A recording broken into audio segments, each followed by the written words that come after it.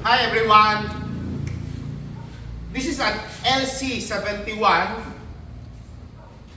The owner wants to upgrade it, so we use BP51 OLDMAN IMO, the complete suspension kit on this unit. 2-inch lift. We install, this is the shocks. This is same with the 79, LC79 and 76 coils and shocks. You can adjust the rebound and compress. And also we replace the lip spring.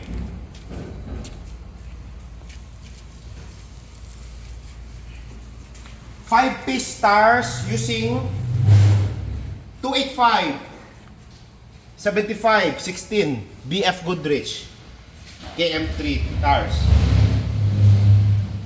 We also install LED lights and PIAA. And this is the sports horn. Okay.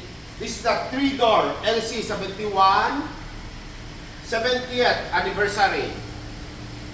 See the stands.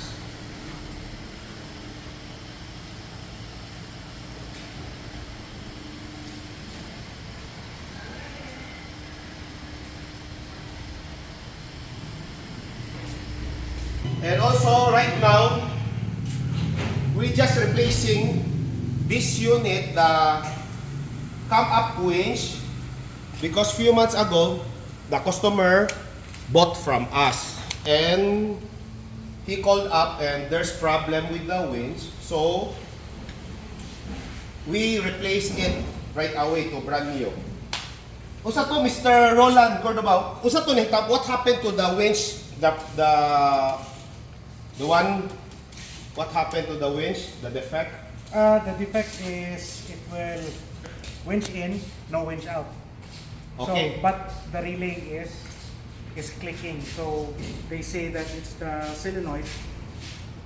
So normally, I would assume that they will repair it, but for the warranty claim, they did not repair it. They actually replaced the whole unit, brand new, no problems at all.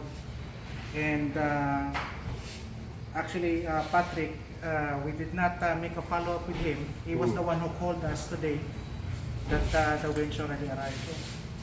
So far, I'm amazed with the warranty. No problem on warranty claim. So satisfied? Are you satisfied with PRS service or what? No problem at all. Again, the repeat customer.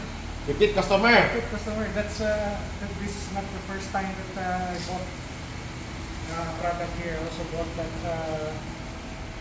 Ofra. Same company. Okay.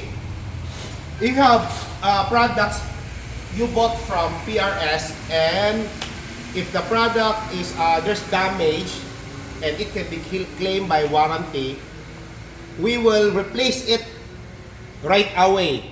No period waiting time, no many excuses here.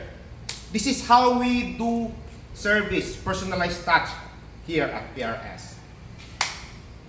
So what are you waiting for? Get upgrade now, because stock is boring, guys. Stay safe always.